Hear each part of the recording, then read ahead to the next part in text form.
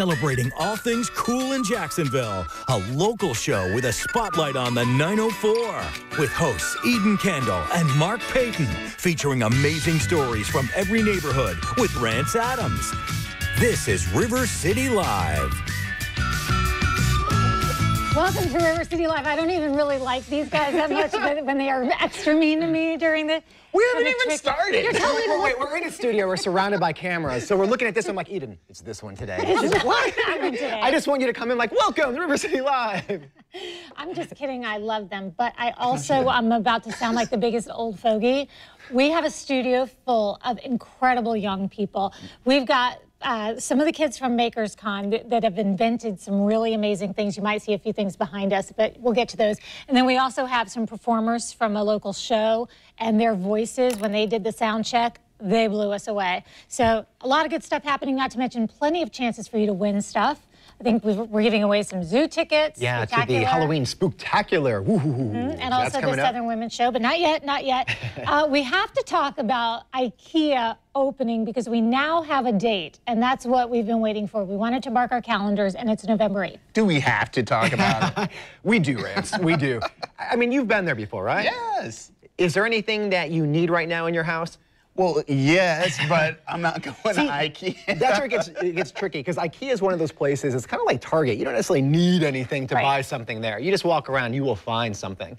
I hate when that happens. You walk in, I've got my little short list, and I mean, it's just like, well, I could use that, I could use that. Well, that's exactly how they're set up. But that's not how you get to shop at IKEA. It's not this and this. It's like you have to go down. Don't you have to go to where the boxes of stuff is? You see it all put together, and then what you leave with, because there's one by my sister's house, is a big box. Which, not to knock IKEA, but a little anticlimactic when you see these beautiful showrooms and you're like, I want, let's see, 1128. Oh, and 1403. And then you come down there and it's like huge box and you dump it out. And then you got to put it all together. Everywhere. And the worst is when you go in there, get the big box, and you realize it won't fit in your car.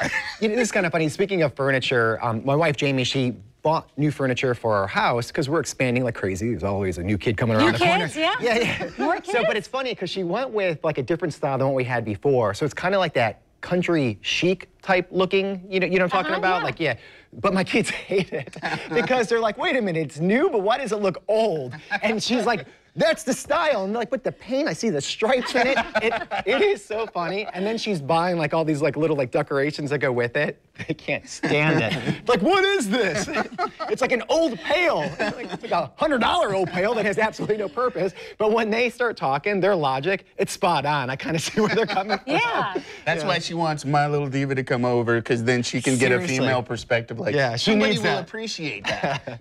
But it's funny. She's always getting lectured. Have you ever done that, distressed furniture? I've painted things and then got the sandpaper and you're doing the edges to make it look distressed. And the first time I did that, my husband said, okay, because I asked him for the sandpaper and then he said, you're going to do it after you paint? Yeah. As a matter of fact, I have this weekend. I used Martha Stewart paint. It's like a chalky paint. And then a special kind of sandpaper because it brings out the lines. That's what I did on the weekend. It was awesome. When is our opening day? So, I mean... That's IKEA. November 8th. November 8th is the opening day.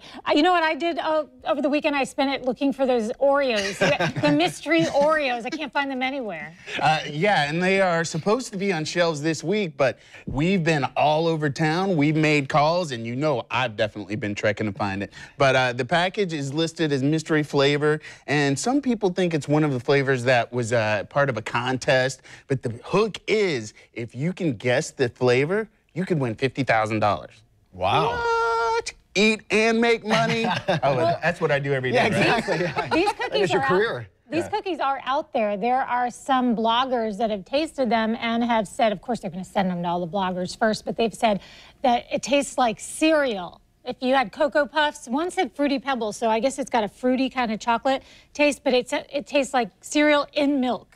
All right, so I'm putting my entry in before I even taste it. And then who makes Oreos? Is it Nabisco? Is that the parent company or whoever it is? So, because it would be in that cereal line if that's what it is. So It's scientific Nabisco. about this. Look at you. So, I know my Oreos. I do. I know Oreos. Do you know they have double stuffed and then they have now mega stuffed, which is bigger than double stuffed?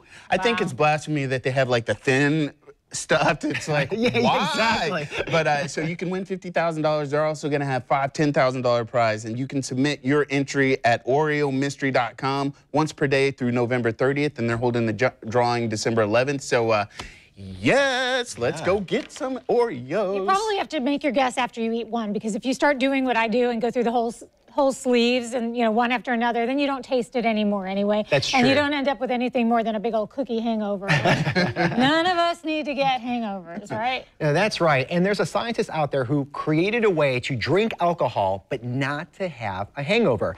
And it's a professor of drug science. I didn't know that even existed at Imperial College. And what it's called is AlcoSynth. That's the name of his product. By 2020, he plans to have this out at bars across the country. And basically, there's one active ingredient in alcohol that your liver breaks down, and that's what gives you a hangover. Well, he decided to take that out altogether, so now you could have your margaritas or bottles of wine. Bottles. Look what I did there. There are a lot of youngsters in the room. We talked about Oreos. Moderation. Yeah, but totally taking that out. And the thing that's kind of interesting, think about what that would do to your mindset, knowing that like it could be kind of a dangerous little combination. Oh my goodness, yes, that's gonna be awful for people, because I mean, you already have situations where you're not quite focused and don't think about the consequences. But if you go in, it's like, oh, there's nothing I have to. No repercussions. Yeah, it's weird. The other thing too, I always like wonder this, like this scientist is obviously a brilliant person, but you know, there's a lot of other things we need in the world besides this active ingredient that's in alcohol, so you don't have a hangover, you know. Well, there are a lot of things scientists do that are good for just affirming things that we already know to be true. For example, you know the term hangry? Yeah. That when you're very hungry, you're crabby. Science, when they're not working on taking ingredients out of alcohol, they are working on things like explaining why people get hangry, but I love the way they went about it. First of all, it's because our blood glucose levels drop, right? So there's science behind it, and we have a hard time concentrating when we're hungry. We know this. But listen to what they did. They had married couples stick pins in voodoo dolls representing their loved ones, and they did it when they were hungry and when they were not hungry. So not a good idea. So maybe carry some snacks with you at all times to just keep everybody safe. I'm really bad at that. Oh, yeah. And the thing is, I'll go like 12 hours and not eat, and then when I come home and I open up the fridge, if there's nothing there, like I just go crazy. Like I'm just not the same person. Well, maybe we should skip our smoothie lunch and eat a meal once in a while. I mean, you look good, man, but I'm just saying, you know, eat a little food. There might be something to that, yeah. I don't, you know what though? You're always happy though, really. You always have the positive spin on things. Talk to my wife. I've been known to be a little moody now and then. I guess it's kind of like those things when you your kids are always well behaved in other people's houses, right?